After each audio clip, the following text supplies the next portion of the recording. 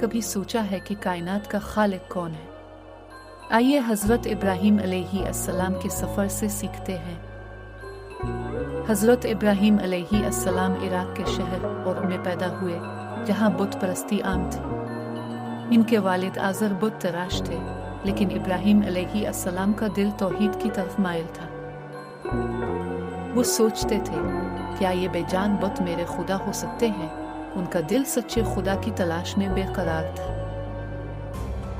हज़रत इब्राहीम अलैहिस्सलाम ने सूरज, चांद और सितारों को देखा, लेकिन जब वो गुरूब हो गए तो उन्होंने कहा, मैं इन सब से बुरी हूँ जिन्हें तुम शरीक ठहराते हो। ये ऐलान तौहीद की तरफ उनका पहला कदम था। उन्होंने महसूस किया कि ये आर्ज़ी चीज़ें खुदा नहीं हो सकती।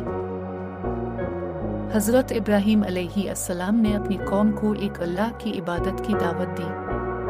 उन्होंने कहा कि बुत बेजान हैं और खुदा होने के लायक